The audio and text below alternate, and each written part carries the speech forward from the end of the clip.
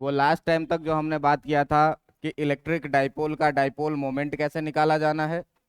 Dipole moment निकालने के बाद डाइपोल का डायरेक्शन क्या होगा। डाइपोल के डायरेक्शन के बाद ये जाने थे कि इसके एक्सियल पोजीशन पर अगर कोई पॉइंट है तो वहां पर हम लोग इलेक्ट्रिक फील्ड कैसे निकालेंगे, और इक्वेटोरियल पॉइंट पे था वो भी इलेक्ट्रिक फील्ड कैसे निकालेंगे। तो एक बार शॉर्ट में मैं बता देता हूँ कि जो एक्सियल पॉइंट था तुम्हारा -Q और +Q के कारण, जो एक्सियल पॉइंट था तुम्हारा, अगर इस दोनों चार्ज के बीच का डिस्टेंस हुआ करता था 12, तो तुम dipole moment P equal to क्या लिखते थे, दोनों में से कोई एक चार्ज इंटू दोनों के बीच का डिस्टेंस, है ना। और इस डाइपोल मोमेंट के डायरेक्शन के बारे में जब बात किए थे तो हमेशा किधर, नेगेटिव से पॉजिटिव के तरफ, है ना। अगर इसके एक्सियल लाइन पे इसके सेंटर से, अगर इसके एक्सियल लाइन पे इसके सेंटर से पोल से x डिस्टेंस पर कोई पॉइंट था m, तो इस m पॉइंट पर जो आप ई एक्सियल निकाले थे, वो ई एक्सियल जो आपने निकाला था वो निकाला था कितना, kp/x³, है ना। और इसका जो डायरेक्शन था, इसका जो डायरेक्शन था, इसका जो डायरेक्शन था वो सेम था किसके, तो सेम एज p, 2kp। हाँ, ये 2kp/x³, और इसका जो डायरेक्शन था वो क्या था, सेम एज डाइपोल मोमेंट। मतलब डाइपोल मोमेंट नेगेटिव से पॉजिटिव डायरेक्शन में है, तो इस ई एक्सियल का भी जो डायरेक्शन होगा वो क्या होगा, नेगेटिव से पॉजिटिव होगा। इसी में बात किए थे हम लोग इक्वेटोरियल का। तो ई इक्वेटोरियल का जो बात किए थे, वो ई इक्वेटोरियल में हम तुमको कितना बताए थे, ये था kp/x³, और इसका जो डायरेक्शन था, इसका जो डायरेक्शन था, इसका डायरेक्शन था अपोजिट टू, इसका जो डायरेक्शन था वो था क्या, मन करता है ना उठा के पटक दे। पहला बोर्ड कंप्लीट नहीं होता, एक बार हैंग करना इसको जरूर, टाइम है इसका ये क्या। अब पहला पेज में ही होता है ये देखना। चलो देखो, इसका जो डायरेक्शन होता है वो क्या होता है, अपोजिट टू p। अगर इसको वेक्टर में लिखना था दोस्त, तो हम लोग क्या लिखते थे, ई इक्वेटोरियल जो था वो ई इक्वेटोरियल लिखते थे -kp/x³, माइनस साइन इसीलिए लगाए थे कि दोनों का डायरेक्शन क्या था, अपोजिट था। इतना चीज हम लोग पिछले दिन डिस्कस कर लिए थे, है ना। अब देखिए कि आपसे इस पर सवाल कैसे पूछा जाएगा, है ना। इस पर आपसे सवाल कैसे पूछा जाएगा, इस सवाल पर जरा सा ध्यान दीजिएगा। कहेगा कि एक विद्युत द्विध्रुव है, एक विद्युत द्विध्रुव है, और ये विद्युत द्विध्रुव जो है +1 माइक्रोकूलम तथा -1 माइक्रोकूलम के बीच की दूरी, के बीच की दूरी, बीच की दूरी 2 माइक्रोमीटर द्वारा निर्मित है। एक विद्युत द्विध्रुव +1 माइक्रोकूलम तथा -1 माइक्रोकूलम के बीच की दूरी -2 माइक्रोमीटर द्वारा निर्मित है, निर्मित है। तो पहला में कह रहा है क्या, तो पहला में क्या कह रहा है कि विद्युत द्विध्रुव, विद्युत द्विध्रुव आघूर्ण, विद्युत द्विध्रुव आघूर्ण बोले मतलब क्या, P ज्ञात करें, ठीक ना, ज्ञात करें। और दूसरी बात क्या पूछ रही है, दूसरी बात पूछ रही है कि अक्षीय रेखा पर, अक्षीय रेखा पर, अक्षीय रेखा पर द्विध्रुव के ध्रुव से, अक्षीय रेखा पर द्विध्रुव के ध्रुव से, ध्रुव से 100 सेंटीमीटर की दूरी पर, 100 सेंटीमीटर की दूरी पर विद्युत क्षेत्र की तीव्रता ज्ञात करें, विद्युत क्षेत्र की तीव्रता ज्ञात करें, विद्युत क्षेत्र की तीव्रता ज्ञात करें। देखिए ये क्वेश्चन है आपके सामने में, ठीक ना। अब इस क्वेश्चन में क्या कह रहा है बेटा, क्वेश्चन में कह रहा है कि एक विद्युत द्विध्रुव है जो दो आवेशों से बना है, जिसमें से एक आवेश कितना है तुम्हारा, +1 माइक्रोकूलम, और एक कितना है, -1 माइक्रोकूलम। और इस दोनों के बीच की दूरी जो है वो है कितनी, माइक्रोमीटर, 2 माइक्रोमीटर। तो ये अगर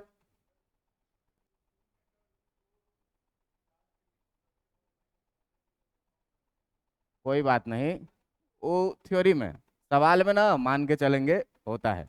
बस सवाल में ये चीज अब कंपेयर तुम करना कि ये जो डिस्टेंस है, ये डिस्टेंस और इस डिस्टेंस में बहुत बड़ा अंतर होना चाहिए कि इसके सामने में नेग्लिजिबल हो जाए। वो थ्योरेटिकली बातें होती है कि इतना नीचा हो जाता है, सवाल में जो डाटा है उसके अनुसार काम करना है, ठीक ना। सवाल में जो कह दिया वो परम सत्य है, वही मान के बनाना है, अपने मन से कुछ करेंगे तो हो जाएगा लेना देना, ठीक है। डाइपोल में ये मान के चलना है कि 10⁻⁻15 मीटर से कम का डिस्टेंस रहेगा तो डाइपोल होगा। सवाल में अगर मेंशन है 200 मीटर का डिस्टेंस है तो मानना है कि 200 मीटर का डिस्टेंस। समझ में आ गया? चलिए बैठिए, क्या बोले? नहीं, कैसे हटा देंगे, चलिए देखिए, सुनिए, अब ध्यान दीजिए, ध्यान दीजिए। देखो, फालतू का बात करने का कोई मतलब नहीं बनता है। जो सवाल है वो सवाल है, इसको बनाना है, वो तरीका क्या है वो आना चाहिए, ठीक ना। अब देखिए क्या कह रहा है कि जो डाइपोल है, वो डाइपोल में क्या है, एक चार्ज है -q, और यहां से कुछ दूरी पर एक दूसरा चार्ज है जो है कितना, +q। अच्छा ये बताओ कि अगर इस डाइपोल के ठीक बीच का पॉइंट हम देखें तो ये वाला पॉइंट होगा ठीक बीच, और अगर 2 माइक्रोमीटर का डिस्टेंस है तो यहां से यहां तक 1 माइक्रोमीटर होगा, और फिर यहां से यहां तक भी कितना होगा, 1 माइक्रोमीटर। यानी कि आपको ये चीज दिया हुआ है कि जो 12 बराबर है वो 2 माइक्रोमीटर है, दोनों के बीच का डिस्टेंस 12 मानते थे। 12 कितना है, 2 माइक्रोमीटर, और 2 माइक्रोमीटर को 2 × 10⁻⁻6 मीटर लिख सकते हैं कि नहीं। कभी भी फिजिक्स का सवाल बनाते समय हमेशा ये चीज ध्यान रखना कि सारा यूनिट तुम SI यूनिट में लेकर के चलोगे, अगर नहीं है तो पहले बदलोगे। अच्छा, क्या कह रहा है भाई, डाइपोल मोमेंट निकालने के लिए, है ना। तो देखो यहाँ Q बराबर जो दिया हुआ है वो Q बराबर कितना दिया हुआ है, 1 माइक्रो कूलम, है ना। 1 माइक्रो कूलम, +Q भी 1 माइक्रो कूलम और -1 भी कितना, 1 माइक्रो कूलम। तो Q बराबर 1 माइक्रो कूलम है, इसका मतलब ये 1 × 10⁻⁻6 कूलम होगा, है ना। अब डाइपोल मोमेंट P बराबर तुम क्या पढ़े हुए हो, कोई एक चार्ज और गुने दोनों के बीच का डिस्टेंस। तो एक चार्ज कितना भाई, 10⁻⁻6 कूलम, और गुने दोनों के बीच का डिस्टेंस कितना, 2 × 10⁻6 मीटर, है ना। इस दोनों को जब गुना करिएगा, देखिए 2 तो ऐसे ही रह जाएगा, और 10⁻6, 10⁻−6 कितना हो जाएगा, 10⁻−12 कूलम मीटर। ये निकल गया क्या, डाइपोल मोमेंट। पहला वाला सवाल डन, है ना। अब देखो इसमें दूसरे वाले में क्या कह रहा है कि इसके अक्षीय स्थिति पर, अक्षीय स्थिति पर कोई पॉइंट है मान लो M, जिसके बारे में कह रहा है क्या कि इसके केंद्र से, यानी कि यहां से जो ये वाला डिस्टेंस है वो कितना है, 100 सेंटीमीटर। और देखो तो ये इसका अक्षीय स्थिति है कि नहीं है, अक्षीय स्थिति है। अक्षीय स्थिति है तो ये जो 100 मीटर डिस्टेंस होता था वो x बराबर 100 सेंटीमीटर दिया हुआ है, जिसको अगर आप SI में बदलिएगा तो कितना हो जाएगा, 1 मीटर हो जाएगा कि नहीं। अब देखो कि अक्षीय स्थिति पर अभी तुम पढ़े हो कि जो तुम्हारा E एक्सियल होता है, जो तुम्हारा E एक्सियल होता है वो कितना होता है, 2kp/x³, 2kp/x³। अच्छा, 2kp/x³ क्यों ले सर, एक जगह तो हम लोग ऐसा भी पढ़े थे, एक जगह तो हम लोग ऐसा भी पढ़े थे कि जो आप E एक्सियल निकाले थे वो E एक्सियल निकाले थे कितना, 2kpx/x² - L² का पावर 3/2 निकाले थे ना। अब देखो यहाँ पर वही फॉर्मूला हम क्यों लगाए, ये फॉर्मूला क्यों ना लगाए, क्यों कि इस 100 सेंटीमीटर के सामने में इस 1 माइक्रोमीटर का कोई औकात नहीं है, लगभग जीरो के जैसा है। तो जब जीरो के जैसी स्थिति बनती थी तभी हम लोग ये वाला फॉर्मूला लगाते थे। मान लो कि सवाल में कह दे कि डाइपोल है, इस दोनों के बीच का डिस्टेंस और बढ़ा दे, सेंटीमीटर में कर दे, 10 सेंटीमीटर कर दे। अब इस 10 सेंटीमीटर के सामने में ये 100 सेंटीमीटर बहुत बड़ा नहीं है, नहीं है तो एल का वैल्यू भी यहां से डालेंगे, एक्स का वैल्यू भी यहां से डालेंगे और इसमें डालेंगे, तब इलेक्ट्रिक फील्ड निकलेगा। बात समझ में आ रही है कि ये कहानी तभी लगानी है 2kp/x³, जब एल क्या होता था, एक्स के सामने में बहुत ज्यादा छोटा होता था। एल क्या होता था, बहुत ज्यादा छोटा होता था। यहां पर दिख रहा है कि 100 सेंटीमीटर के सामने में से 1 माइक्रोमीटर का कोई औकात बहुत छोटा है, निग्लिजिबल है, निग्लिजिबल है, इसीलिए वो लगा रहे हैं, नहीं तो कौन सा लगाते हैं। समझ में आ रहा है बात है। तो सवाल में जो मेंशन कर दिया डाटा जेई का एग्जाम दे रहे हैं और डाटा क्या दिया, दो डाइपोल के बीच का डिस्टेंस 5 मीटर है, तो तुम वहां पर किससे पूछोगे कि डाइपोल के बीच का डिस्टेंस बहुत कम होता है ना। बहुत सारी बातें हैं जो प्रवचन में अच्छी लगती है। सवाल बनाते समय ऐसे डाटा का उपयोग किया जाता है जो डाटा कैलकुलेशन में इजी हो, समझे। कभी भी कॉम्प्लेक्स लेंदी डाटा का यूज नहीं किया जाता है। चलिए देखिए, अब यहाँ पर जब आप वैल्यू डालिएगा भाई, यहाँ पर जब आप वैल्यू डालिएगा तो कितना होगा, 2, के का वैल्यू कितना, 9 × 10 का पावर, पी का वैल्यू निकाले हुए हो, पी का वैल्यू कितना निकाले हो, 2 × 10 के पावर -12, 2 × 10 के पावर -12, और नीचे में x³ यानी कितने का क्यूब, कोई फर्क पड़ जाएगा क्या, नहीं पड़ेगा। कितना हो गया ये, 2×9 = 18, दूनी 36 × 10 का पावर -3, और ई है तो न्यूटन पर कूलम। समझ में आया कि नहीं आया, समझ में आया कि नहीं आया, आया। बहुत ही आसान सवाल था।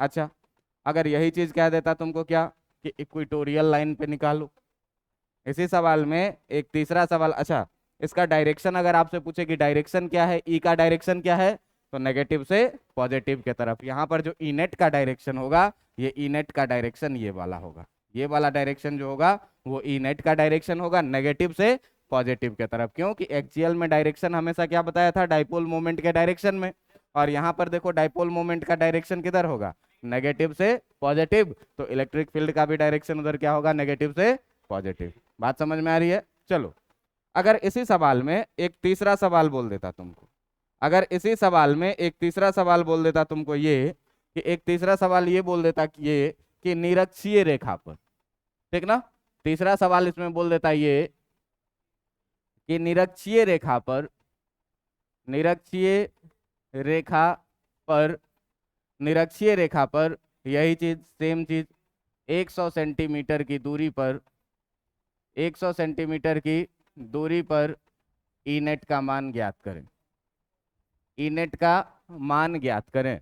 तो ई नेट का मान ज्ञात करने के लिए आप क्या करते, तो सबसे पहले आपको याद होना चाहिए कि निरक्षीय रेखा पर कैसे इलेक्ट्रिक फील्ड निकाला जाता है।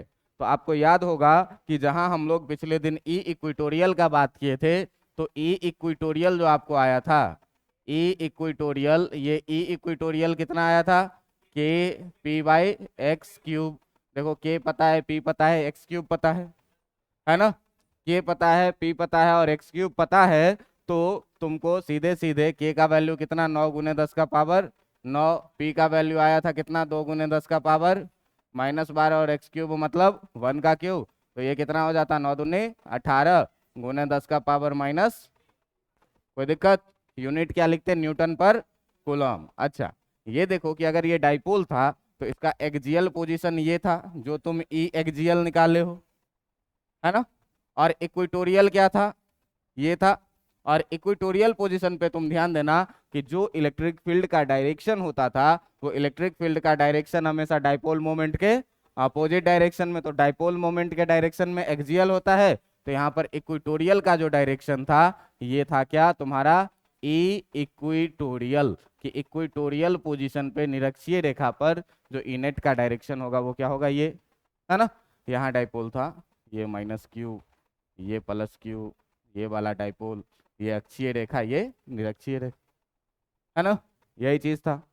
इसी को थोड़ा स्टैंडर्ड फॉर्म में बदल दीजिएगा तो 1.8 × 10⁻² न्यूटन पर कूलम हो।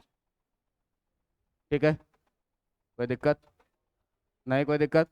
अब देखो, अब इसमें करने क्या वाले हैं, तो इसमें एक बहुत अच्छा पॉइंट आप लीजिएगा कि सर अक्षीय रेखा और निरक्षीय रेखा तो समझ में आ गया, अक्षीय रेखा और निरक्षीय रेखा समझ में आ गया कि अगर ये एक डाइपोल है -q और ये एक डाइपोल है +q का, ये चार्ज है, ये डाइपोल है, इस दोनों के बीच का डिस्टेंस जो है वो कितने का है, 12 का है, तो इसी को हम लोग क्या कहते थे, डाइपोल कहते थे।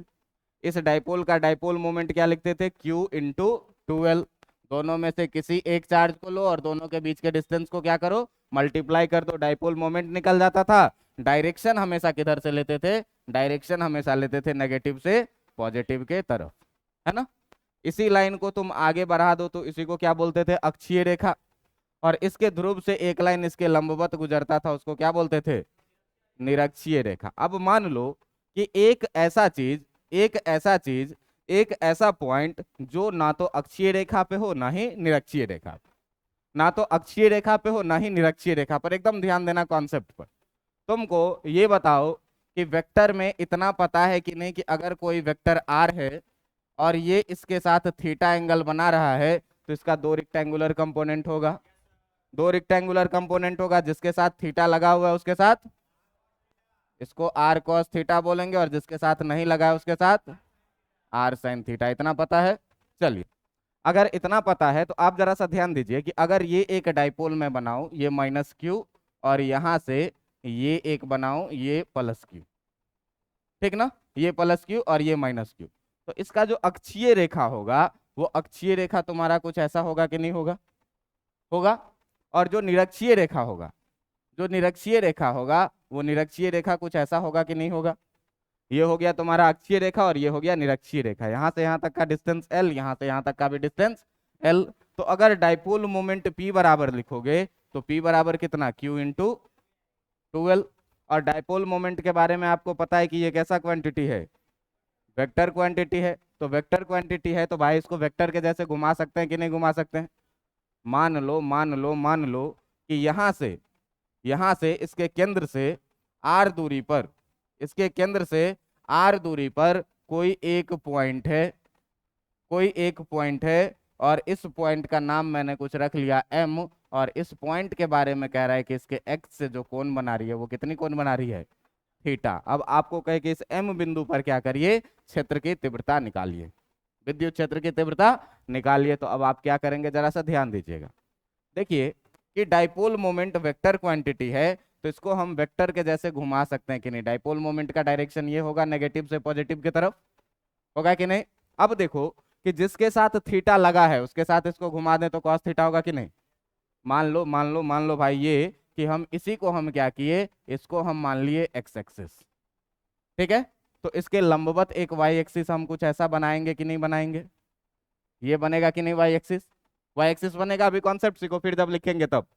ये वाई एक्सिस बना तो इस डाइपोल मोमेंट पी को जो तुम घुमाओगे तो जिसके साथ थीटा लगा है उसके साथ पी कॉस थीटा जाएगा कि नहीं जाएगा? जाएगा। और जिसके साथ थीटा नहीं लगा है उसके साथ पी साइन थीटा जाएगा कि नहीं जाएगा? जाएगा। अब पी खत्म, पी खत्म। अब पी के बदले में क्या हो गया, पी कॉस थीटा और पी। अब ध्यान से देखो कि ये जो है ये इसके लंबवत होगा एक्स एक्सिस और वाई एक्सिस।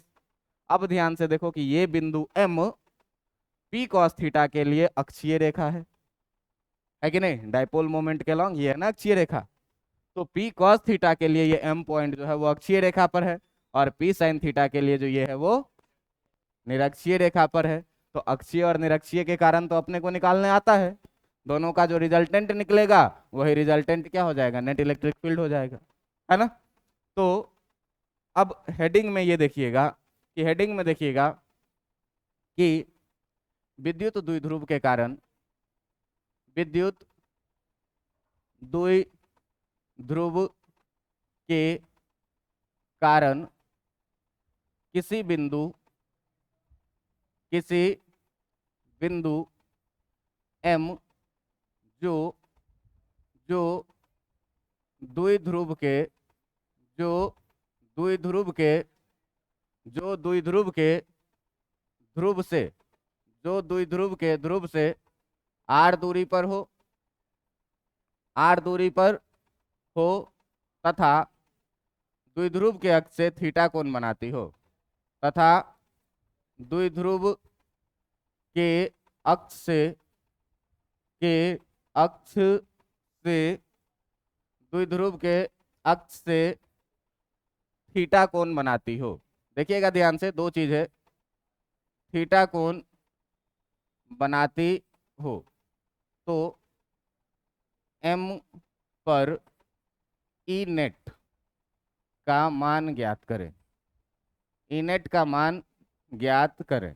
देखिएगा ध्यान से, क्या कह रहा है भाई कि एक इलेक्ट्रिक डाइपोल है तुम्हारे पास, और इस इलेक्ट्रिक डाइपोल का कुछ अक्षीय रेखा होगा और कुछ निरक्षीय रेखा होगा। तो देखो ये मैं डाइपोल बनाने का प्रयास करता हूं। ये मान लो ये है तुम्हारा डाइपोल, इसका ये है माइनस क्यू और ये है इधर कहीं पर प्लस क्यू, ये है इधर कहीं पर क्या प्लस क्यू, इसका केंद्र हो जाएगा ये, ठीक ना, केंद्र हो जाएगा ये, यहाँ से यहाँ तक का डिस्टेंस आपको पता है कितना एल, और यहाँ से यहाँ तक का भी डिस्टेंस आपको पता है कितना एल। अच्छा ये बताइए कि ये जो है, ये जो रेखा है, ये रेखा कैसा रेखा है, अक्षीय रेखा है, ये रेखा कैसा है, अक्षीय रेखा है, और इसके लंबवत जो आप एक रेखा बनाएंगे, इसके लंबवत जो आप एक रेखा बनाएंगे, इस रेखा को हम लोग क्या बोलेंगे, इस रेखा को हम लोग क्या बोलेंगे, निरक्षीय रेखा बोलेंगे, इस रेखा को हम लोग क्या बोलेंगे, निरक्षीय रेखा बोलेंगे, है ना। अब देखो कि इस रेखा को जब निरक्षीय रेखा बोलेंगे तो भाई अक्षीय और निरक्षीय एक दूसरे पर क्या होता है, लंब होता है। अब तुमको क्या कह रहा है, अब ये थोड़ा उधर शिफ्ट नहीं हो गया ज्यादा,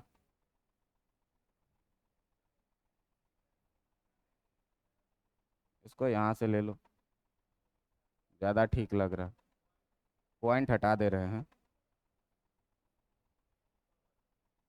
सब हट जाएगा।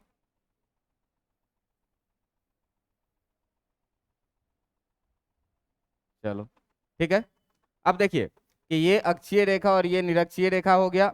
अब यहाँ पर देखिए आप कि कह रहा है क्या कि कोई एक पॉइंट है एम, जो ना तो अक्षीय रेखा पर है और ना ही निरक्षीय रेखा पर है।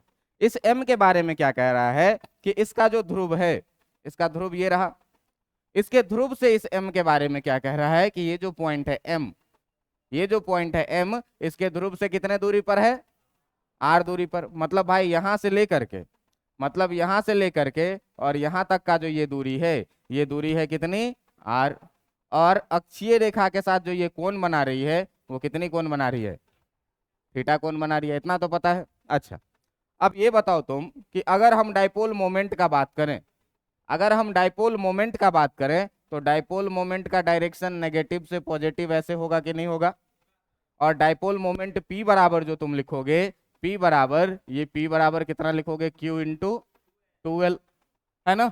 अब देखो कि यहाँ पर जो है सो इस डाइपोल मोमेंट P का दो कंपोनेंट होगा, दो घटक होगा, है ना, दो घटक होगा। तो P का दो घटक, P का दो घटक कौन सा, तो एक P cos थीटा, ठीक ना, तथा तथा P sin थीटा होगा। अब P cos थीटा कौन सा है, तो जिसके साथ थीटा लगा हुआ है, जिसके साथ थीटा लगा हुआ है, तो जिसके साथ थीटा लगा हुआ है भाई उसके साथ तुम कह रहे हो क्या कि P cos थीटा होगा। तो जरा सा देखो तो कि ये वाला जो डायरेक्शन होगा, ये डाइपोल मोमेंट इसके साथ थीटा लगा हुआ है, तो इसको तुम P cos थीटा बोलोगे कि नहीं बोलोगे, बोलोगे। और जिसके साथ थीटा नहीं लगा है मेरे दोस्त, ये इसके परपेंडिकुलर जो कंपोनेंट आएगा ये वाला, इस वाले को तुम P sin थीटा बोलोगे कि नहीं। अब देखो दो डाइपोल में बट गया, ये एक डाइपोल जो है वो दो अलग अलग डाइपोल में बट गया, दो अलग अलग डाइपोल में कौन सा बट गया, एक P cos थीटा और एक P। अब ध्यान से देखो कि P cos थीटा के कारण जो ये बिंदु M है, ये डाइपोल मोमेंट के सीधे डायरेक्शन में है, मतलब अक्षीय रेखा पर है, और P sin थीटा के कारण जो ये पॉइंट M है वो किस पर है, निरक्षीय रेखा पर है ना। तो अब देखो कि अब यहां से बात कैसे हम लोगों को डील करना है। तो बिंदु M, यहां पर लिखोगे क्या कि जो तुम्हारा बिंदु M है, जो तुम्हारा बिंदु M है, बिंदु M P cos थीटा के अक्षीय स्थिति में है। कैसे स्थिति में है, अक्षीय स्थिति में है। तो जब भाई अक्षीय स्थिति में है, तो अक्षीय स्थिति में है तो तुमको पता है कि अक्षीय स्थिति में जो हम लोग ई एक्सियल लिखते हैं, जिसको तुम बोल सकते हो ई एक्सियल, जो ई एक्सियल लिखोगे वो ई एक्सियल कितना लिखोगे, 2kp/x³। तो 2 के जगह 2 लिखे, k के जगह k लिखे, लेकिन अब p जो है वो कितना है, P cos थीटा। तो p के जगह पर कितना लिखेंगे भाई, 2kp cos थीटा, और बाई x के जगह पर ध्यान दो कि x के जगह पर जो ये पोजीशन है वो कितना दूर है, r दूरी पर है। तो x के जगह क्या है, r है, और यहाँ पर हम कितना लिखेंगे, 2kp cos theta by x³ के जगह पर कितना लिखेंगे, r³। इतना बात समझ में आया कि नहीं आया, इतना बात समझ में आया। अच्छा इसका जो डायरेक्शन होगा वो डाइपोल मोमेंट के डायरेक्शन में होगा। जो इसका डायरेक्शन होगा वो डायपोल मोमेंट के डायरेक्शन में होगा। तो डायपोल मोमेंट का डायरेक्शन किधर है? बाहर की तरफ। डायपोल मोमेंट का डायरेक्शन किधर है? बाहर की तरफ। तो इसका भी जो डायरेक्शन होगा तुम्हारा, इसका भी जो डायरेक्शन होगा यहाँ पर, ये होगा किधर की तरफ? बाहर की तरफ। और ये जो डायरेक्शन है तुम्हारा, ये डायरेक्शन किसका है? ई एक्सियल का। बात समझ में आ रहा है कि नहीं आ रहा है? अगर अक्षीय का लिखेंगे तो ई एक्सियल का डायरेक्शन किधर होता है? डायपोल मोमेंट के डायरेक्शन में। तो इसका डायरेक्शन किधर होगा? बाहर की तरफ। इतनी बातें समझ में आ रही है? अच्छा, अब देखो कि जो पी साइन थीटा है, वो बिंदु एम जो है वो पी साइन थीटा के इक्वेटोरियल पोजीशन पे है। क्यों? कि ये वाला जो डायपोल होगा, ये डायपोल कुछ ऐसा होगा। और इसके देखो इक्वेटोरियल पोजीशन पे है कि नहीं है? नहीं समझ में आ रहा है? डंडा है यहाँ पे, ये देख, सुनो। अब देखो, ये मान लो ये है डायपोल, ठीक है? इस डायपोल का डायरेक्शन नेगेटिव से पॉजिटिव। तो अभी ये है ना, इसके लिए, इस डायपोल के लिए अक्षीय रेखा इधर सामने। अब इसको घुमाओ, पी कॉस थीटा हो गया। तो डायपोल मोमेंट का डायरेक्शन किधर? तो जो डायपोल मोमेंट का डायरेक्शन में लाइन रहता है उसी को तो तुम अक्षीय रेखा बोलते हो, उसी को अक्षीय रेखा ना बोलते हो। तो ये डायपोल मोमेंट के डायरेक्शन में ये लाइन है। तो ये लाइन जब डायपोल मोमेंट के डायरेक्शन में है भाई, तो ये वाला इसके लिए अक्षीय रेखा होगा कि नहीं होगा? अक्षीय रेखा के लिए जो है सो अक्षीय रेखा डायपोल मोमेंट के डायरेक्शन में ही इलेक्ट्रिक फील्ड बनाती है। तो ये होगी कि नहीं होगी? कितना होगा? 2kp cos theta bye r cube. अभी निकाले। अच्छा, अब ये देखो कि ये वाला हो गया डायपोल, दूसरा वाला। तो दूसरा डायपोल के ये लाइन परपेंडिकुलर है कि नहीं, और ठीक बीच से पास हो रहा है कि नहीं? तो ये इसके लिए इक्वेटोरियल होगा कि नहीं? किसके लिए? पी साइन थीटा के लिए, है ना? तो पी साइन थीटा के लिए जो बिंदु एम है, पी साइन थीटा के लिए जो बिंदु एम है, वो क्या है? वो क्या है भाई? तो बिंदु एम, बिंदु एम पी साइन थीटा के किस स्थिति में है? निरक्षीय स्थिति में है। तो जब भाई निरक्षीय स्थिति में है, तो निरक्षीय स्थिति में है, तो निरक्षीय स्थिति में है, तो तुमको पता है कि जो ई इक्वेटोरियल लिखते हैं, जो ई इक्वेटोरियल लिखते हैं निरक्षीय वाला, वो क्या लिखते हैं? के पी बाई एक्स क्यूब।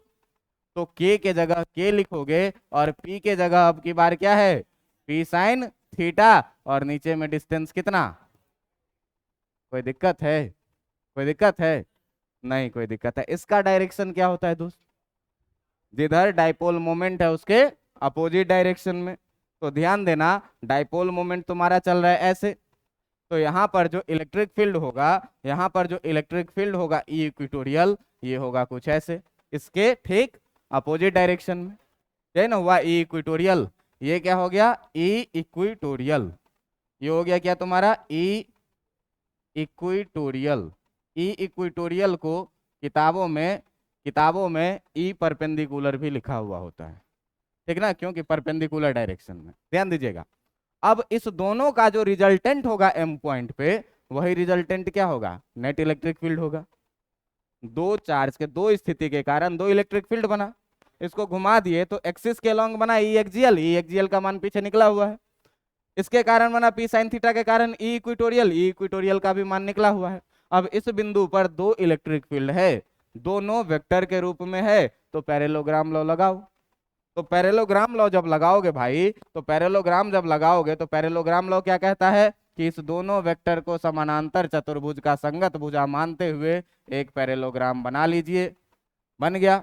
और इस पैरेललोग्राम का वो वाला विकर्ण, इस पैरेललोग्राम का वो वाला विकर्ण जो इस दोनों के प्रारंभिक बिंदु से होकर के गुजरे, इसी को क्या बोलेंगे? ई नेट बोलेंगे। इसी को क्या बोलेंगे? ई नेट बोलेंगे। बोलेंगे कि नहीं? अब देखो कि ये दोनों एक्सियल पोजीशन और इक्वेटोरियल पोजीशन एक दूसरे से कितने डिग्री के कोण पर होता है? 90 डिग्री पर। एक्सियल और इक्वेटोरियल एक दूसरे से कितने डिग्री पर है? 90 डिग्री पर। ध्यान से देखो, ये पूरा 90 डिग्री है, तो ये भी 90 डिग्री होगा ही। समझ में आ रहा है बात? अब देखिए कि भाई साहब जो आपका बात निकल के आया, वो आया क्या कि आपसे कह रहा है कि ई एक्सियल आपके साथ कुछ ऐसा है, ई एक्सियल आपके साथ कुछ ऐसा है। ध्यान दीजिएगा पीछे। और ई इक्वेटोरियल जो है आपके साथ वो कुछ ऐसा है। जो ई इक्वेटोरियल है वो कुछ ऐसा है, और ई नेट जो है वो इस दोनों से कुछ ऐसा है। यही ना है? अब देखिए कि अगर आपको निकालना है ई नेट, तो ई नेट निकालने के लिए आपके पास फॉर्मूला है क्या, root under A square plus B square plus 2ab cos theta. तो ई एक्सियल को ई ए का स्क्वायर लिख लो, प्लस बी स्क्वायर यानी ई इक्वेटोरियल का स्क्वायर लिख लो, प्लस 2 टाइम्स ई एक्सियल इंटू ई इक्वेटोरियल और इंटू कॉस, दोनों के बीच का एंगल कितना, 90 डिग्री। दोनों के बीच का एंगल ये कितना है, 90 डिग्री है। कॉस 90 डिग्री का वैल्यू भाई साहब 0 होता है, तो ये पूरा कितना हो जाएगा, 0 हो जाएगा। जो तुम्हारा ये नेट बचेगा वो बचेगा कितना, ई एक्सियल का स्क्वायर और प्लस ई इक्वेटोरियल का स्क्वायर, बचेगा कि नहीं बचेगा, इतना ही तो बचेगा। अब देख यही तुम्हारा निकल के आ जाएगा क्या, ई नेट। जरा सा ध्यान देना कि ये निकल के आया ई नेट, तो अब हमको निकालना है ई नेट का वैल्यू। तो ई नेट का जब वैल्यू निकालना है तो डालेंगे रूट अंडर ई एक्सियल का मान, देखो ई एक्सियल का मान कितना आया है, 2kp cos theta by r cube, है ना, कितना आया है 2kp cos थीटा बाई कितना आर क्यूब, और इसका क्या कह रहा है स्क्वायर, प्लस ई इक्वेटोरियल मतलब k p sine theta by r cube, और इसका ये क्या कह रहा है स्क्वायर। कोई दिक्कत है, नहीं कोई दिक्कत है। देखिए 2 का स्क्वायर कितना हो जाएगा, 2 का square 4, k square p square cos square theta by r का पावर कितना, कोई दिक्कत, plus k square p square sine square theta by r का पावर कितना।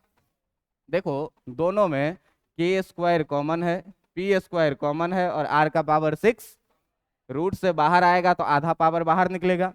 तो के स्क्वायर दोनों में से कॉमन करोगे, चलो कॉमन कर ही लेते हैं एक स्टेप में। तो दोनों में से कॉमन क्या आएगा, k square p square by r का पावर 6। इसमें बचेगा कितना, 4 कॉस स्क्वायर थीटा और प्लस साइन स्क्वायर थीटा, बचेगा कि नहीं।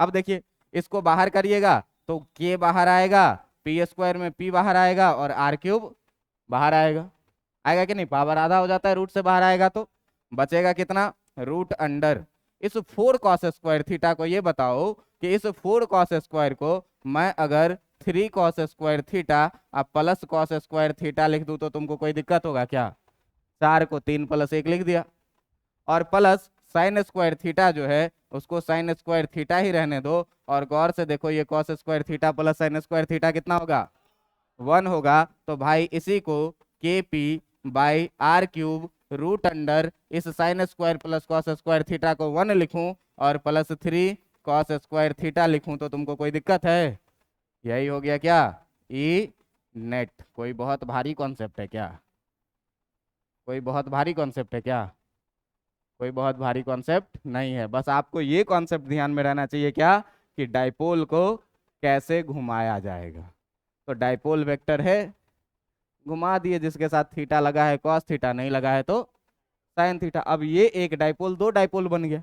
तो देखो डाइपोल मोमेंट का डायरेक्शन ये है, इसका मतलब कहीं ना कहीं इधर माइनस वाला चार्ज होगा और कहीं ना कहीं इधर प्लस वाला चार्ज होगा, तो ये वाला डाइपोल रहा होगा एक, है ना। तो ये वाला डाइपोल रहा होगा, तो ये एम पॉइंट इसके लिए क्या हुआ, एक्सियल पॉइंट हुआ, तो इसके लिए एक्सियल पॉइंट पर निकाले। दूसरा जो ये है तो इधर कहीं नेगेटिव रहा होगा और इधर कहीं पॉजिटिव रहा होगा, ये वाला डाइपोल है ना। तो ये वाला डाइपोल है, तो इसके कारण एम पॉइंट किस पे है, इक्वेटोरियल पे है। एक्सियल के कारण इलेक्ट्रिक फील्ड निकाले, इक्वेटोरियल के कारण इलेक्ट्रिक फील्ड निकाले, और दोनों में वेक्टर लगा दिए, वेक्टर लगा दिए, तो मिल गया हमको क्या, ई नेट। ई नेट का वैल्यू कितना आया, ई नेट का वैल्यू कितना आया, k P by are cube 1 plus 3 cos square theta का रूट। अब तुम कहोगे कि इससे सर थोड़ा सा हमको अगर एक्सियल और इक्वेटोरियल को आप वेरीफाई करवा दे तो मेरे लिए बहुत ही आसान काम हो जाएगा। जरा सा ध्यान देना, जरा सा ध्यान देना। अगर मान लो कि हम इस डाइपोल के एक्सियल पोजीशन पे निकालें, तो देखो तो ध्यान से, ये देखो थीटा को तुम देखो, थीटा घटते घटते घटते कितना हो जाएगा, 0 हो जाएगा। इसमें थीटा का वैल्यू 0 पुट करो, इसमें थीटा का वैल्यू 0 पुट करो, कॉस स्क्वायर थीटा कॉस 0 कितना होता है 1, ये 3 हो जाएगा, 3 + 1 4, 4 बाहर आएगा 2, 2 के पी बाई यही पढ़े थे क्या? यही पढ़े थे ना? अच्छा, जरा सा सर इक्वेटोरियल भी करवा देते तो अच्छे रहता। देखो इक्वेटोरियल के लिए थीटा का वैल्यू देखो बढ़ते बढ़ते बढ़ते बढ़ते कितना हो जाएगा? 90 डिग्री। 90 डिग्री हो गया तो भाई साहब ये देखो कि जब ये 90 डिग्री हो गया तो 90 डिग्री हो गया तो कॉस 90 डिग्री का वैल्यू कितना? ये पूरा हो गया 0, √1 KP/। समझ में आया कि नहीं आया? तो याद पीछे वाला रखना है कि ये वाला रखना है? ये वाला रखना है। समझ में आ रहा है बात? इतना रटना नहीं है, बस आप ये डायरेक्शन याद रखिएगा कि एक्सियल है तो डाइपोल मोमेंट के डायरेक्शन में, और इक्वेटोरियल है तो डाइपोल मोमेंट के अपोजिट डायरेक्शन में। अब तुमसे कोई ये भी पूछ सकता है क्या, कोई ये भी पूछ सकता है क्या कि भाई ई नेट का डायरेक्शन क्या होगा? ई नेट का डायरेक्शन क्या होगा? टाइम बचा हुआ है ना, बहुत टाइम बचा हुआ है। देखो अब देखो ध्यान से कि अगर मैं बात किया आपके लिए क्या, अक्षीय स्थिति के लिए, ध्यान दीजिएगा, अगर बात किया था किसके लिए? अक्षीय स्थिति। अगर बात किए थे किस चीज के लिए? अक्षीय स्थिति के लिए। तो अक्षीय स्थिति के लिए जो है, सो अक्षीय स्थिति के लिए थीटा बराबर कितना आया था? 0 डिग्री। तो थीटा बराबर 0 डिग्री आया था तो भाई साहब जो ई नेट आएगा वो ई नेट आया था कितना अपना? KP/r³ into √1+1+3 cos square 0 degree, यही ना? इसका वैल्यू कितना? KP/r³ √1+3 4 आया था, ये कितना? 2 KP/r³। यही पढ़े थे क्या? ई एक्सियल पढ़े थे ना? अगर बात करें किसके लिए? निरक्षीय के लिए, ठीक ना? अगर बात करें किसके लिए? निरक्षीय स्थिति के लिए। तो निरक्षीय स्थिति के लिए, तो निरक्षीय स्थिति के लिए क्या पढ़े थे? थीटा बराबर कितना? 90 डिग्री। थीटा बराबर कितना? 90 डिग्री। कितना लिखोगे भाई? ई इक्वेटोरियल। ई इक्वेटोरियल जो लिखोगे, ये ई इक्वेटोरियल कितना लिखोगे? KP/r³ √1+3 कॉस स्क्वायर कितना? 90 डिग्री। ये कितना हो जाएगा? √1 कितना? इसका मतलब जो ई इक्वेटोरियल आएगा तुम्हारा, जो ई इक्वेटोरियल आएगा वो कितना आएगा? KP/r³। ये भी रट लिए थे और ये भी रट लिए थे, है ना? अब देखिए कि किसी भी बिंदु पर अगर आपसे पूछा जाए कि ई नेट का डायरेक्शन क्या होगा, ई नेट का डायरेक्शन क्या होगा, तो तुम मान लो ये कि अक्षीय स्थिति के साथ जो ये कोण बना रही है, ये कोण बना रही है कितनी? अल्फा, ठीक ना? मान लिए क्या कि अक्षीय स्थिति के साथ जो है सो ई नेट अल्फा कोण बनाती है। क्या माने? माना कि अक्षीय स्थिति के साथ, माना कि अक्षीय स्थिति या अक्षीय रेखा लिखो तो ज्यादा अच्छा होगा। माना कि अक्षीय रेखा के साथ साथ ई नेट अल्फा कोण बनाती है, अल्फा कोण बनाती है।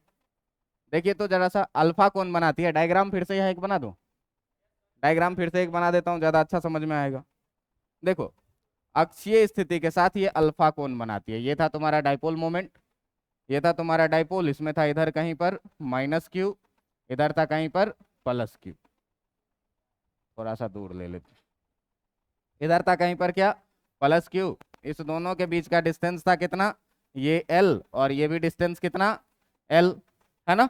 ये जो पॉइंट r लिए थे, ये जो पॉइंट r लिए थे, ये जो पॉइंट m था वो m पॉइंट कहीं ऐसे था, और इस m पॉइंट के बारे में क्या कह रहा था कि ये जो m पॉइंट है यहाँ से r दूरी पर, और ये कोण कितना? थीटा कोण पर, है ना? हमने क्या देखा? हमने क्या देखा भाई? तो हमने देखा कि यहाँ पर एक्सियल जो बन रहा है वो इस r के अलोंग बन रहा है ना? और इक्वेटोरियल जो बन रहा है वो इसके अपोजिट डायरेक्शन में बन रहा है। ये ना माने थे? डाइपोल मोमेंट P का जो डायरेक्शन था तुम्हारा, वो डाइपोल मोमेंट P का डायरेक्शन था इधर नेगेटिव से पॉजिटिव के तरफ, है ना? डाइपोल मोमेंट P का जो डायरेक्शन था इधर नेगेटिव से पॉजिटिव की तरफ, और जो तुम्हारा ई नेट था, जो तुम्हारा ई नेट था वो इसको पैरेललोग्राम बनाए थे तो ये कुछ निकल के आया था ई नेट। यही कहानी थी वहां की। अब जब ये कहानी थी तो ये ध्यान से देखना कि यहाँ पर ये था ई एक्सियल तुम्हारा अक्षीय रेखा के कारण, ये था तुम्हारा क्या ई इक्वेटोरियल, ये था क्या ई इक्वेटोरियल, और ये था तुम्हारा क्या ई नेट। हमने क्या माना कि ई एक्सियल के साथ जो ये कोण बना रही है, ये कोण कितनी बना रही है, अल्फा। जरा सा ध्यान दीजिए कि अगर इस इक्वेटोरियल को उठा करके और मैं यहाँ पे लगा दूं, अगर इस इक्वेटोरियल को मैं उठा करके यहाँ पर लगा दूं तो आपको ये एक त्रिभुज दिख रहा है क्या, दिख रहा है। तो ये जो हो जाएगा ये वाला, ये हो जाएगा किसके बराबर में, ई इक्वेटोरियल के बराबर में। क्यों कि मैं किसी भी सदिश को समानांतर उठा करके कहीं से कहीं रख दूंगा तो उस पर कोई फर्क नहीं पड़ेगा। अच्छा भाई साहब आ जा जरा सा यहाँ, इस त्रिभुज में तुम देख ले कि अगर tan अल्फा लिखूं, अगर tan अल्फा लिखूं तो tan अल्फा के सामने वाला परपेंडिकुलर बाई बेस लिखूंगा कि नहीं लिखूंगा। परपेंडिकुलर कितना है दोस्त, ई इक्वेटोरियल, कितना है, ई इक्वेटोरियल बाय ई कौन सा, एक्सियल। बात समझ में आया कि नहीं आया। इक्वेटोरियल और एक्सियल तो पहले ही निकाल चुके हैं। अल्फा निकल जाएगा कि नहीं, अल्फा निकल जाएगा कि नहीं, अल्फा निकल जाएगा। यहाँ से अल्फा इक्वल टू कितना लिखोगे, tan इनवर्स ई इक्वेटोरियल, ई इक्वेटोरियल बाय ई एक्सियल। बात समझ में आई। तो इसका हाँ बोलिए। हाँ हाँ भाई साहब ये जो है ना डाइपोल के डायरेक्शन से ही थीटा मेजर होगा। अगर तुम कहोगे कि ये साइन को हम चेंज कर दें, चार्ज को अगर चेंज कर दें, क्या कह रहे हो बोलो। हाँ इधर से बन जाए, हमेशा हमेशा हमेशा थीटा का मान, बैठ जाइए समझ गए, हमेशा थीटा का मान। देखिए इस आर को भी हम लोग वेक्टर के जैसे ट्रीट कर रहे हैं और डाइपोल मोमेंट को भी कैसे ट्रीट कर रहे हैं, वेक्टर के जैसे। तो दो वेक्टर के बीच का कोण निकालने के लिए हमेशा कौन सा कोण लेते हैं, छोटा वाला। तो आप तो ये छोटा वाला कोण लेकर के काम करेंगे। आप कहिएगा सर अगर इस सिस्टम को हम 180 डिग्री से घुमा दें, मतलब ये पॉजिटिव चार्ज इधर आ जाए, नेगेटिव चार्ज इधर आ जाए, तो डाइपोल मोमेंट ऐसे बदल जाएगा। तो देखिए आपका डाइपोल मोमेंट पी हो जाएगा ऐसा और आर हो जाएगा ऐसा। अभी थीटा वाला एंगल ये हो जाएगा 180 माइनस थीटा, समझे। तो थीटा ऐसे सेलेक्ट करना है, हमेशा डाइपोल मोमेंट के साथ जो एंगल बनेगा वो एंगल लेना है, ठीक है। हाँ ये अभी मान लो 60 डिग्री है, तो अगर इसको पलट देंगे तब थीटा का मान कितना हो जाएगा, 120 डिग्री। समझे, समझ गए। हाँ अरे यार ये एक सिस्टम है चार्ज का, इधर पॉजिटिव इधर नेगेटिव, तो डाइपोल मोमेंट का डायरेक्शन ऐसे है, तुम्हारा पॉइंट पे इधर है तो थीटा तुम मान रहे हो ये वाला एंगल। लेकिन अगर इसको पलट देंगे तो डाइपोल मोमेंट पलट जाएगा। अब पलट जाएगा तो डाइपोल मोमेंट इधर और ये आर इधर ही है, तो दोनों के बीच में छोटा एंगल कौन सा है, यही ना एंगल तुम्हारा पहले थीटा था भाई। तो ये इधर वाला एंगल हो जाएगा छोटा वाला एंगल, जो कितना हो जाएगा, बस, ठीक है। चलिए देखिए, अब आपसे कोई आदमी क्या पूछे, सुनिएगा ध्यान से। ये अल्फा निकल गया। अब अल्फा निकल गया तो कोई आदमी पूछे कि जो ओरिजिनल तुम्हारा डाइपोल मोमेंट था उसके साथ कितना कोण बनाएगा, है ना, उसके साथ कितना कोण बनाएगा। तो इसके लिए देखो कि विद्युत द्विध्रुव आघूर्ण, विद्युत द्विध्रुव आघूर्ण, विद्युत द्विध्रुव आघूर्ण, विद्युत द्विध्रुव आघूर्ण P के साथ, P के साथ ई नेट के द्वारा बनाया गया कोण, के द्वारा बनाया गया कोण। ध्यान दीजिए क्या बोले कि जो आपका ओरिजिनल P है उस P के साथ ये ई नेट कितना एंगल बनाता है। देखो यहां से ये वाला लाइन जो है वो P के साथ कितना कोण बना रहा है, थीटा, और इस वाले लाइन के साथ इधर जो एंगल बन रहा है वो कितना। तो टोटल एंगल यहाँ से यहाँ तक जो अगर बात किया जाए तो कितना बन रहा है, थीटा प्लस। समझ में आ रहा है बात। ऐसे अगर नहीं समझ में आए तो इस पूरे सिस्टम को तुम क्या करो, इस पूरे सिस्टम को तुम क्या करो, थोड़ा देर के लिए इस पूरे सिस्टम को तुम क्या करो, थोड़ा देर के लिए यहाँ से उठाओ, यहाँ से उठाओ और यहाँ पे रख दो।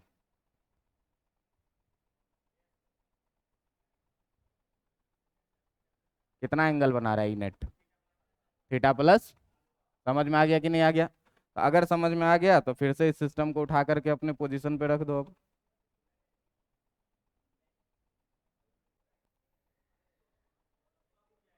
रुक जाओ, काम का चीज ही हम उठाएंगे।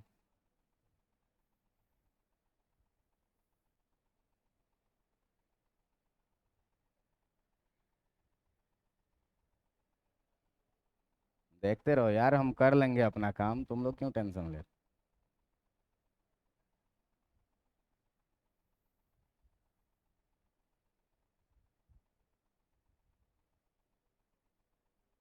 वो स्मार्ट है तो हम उससे ज्यादा स्मार्ट हैं। चलो, हो गया, थीटा गायब हो गया कहीं, है ना? इसको यहाँ से हटा दो, थीटा कहाँ पर है, यहाँ पर। ठीक ना? तो अगर बनाया गया कोण का बात किया जाए तो बनाया गया कोण कितना हो जाएगा, थीटा प्लस अल्फा। क्लियर? 5वें नंबर पेज में लाइए सर, ये आ गया।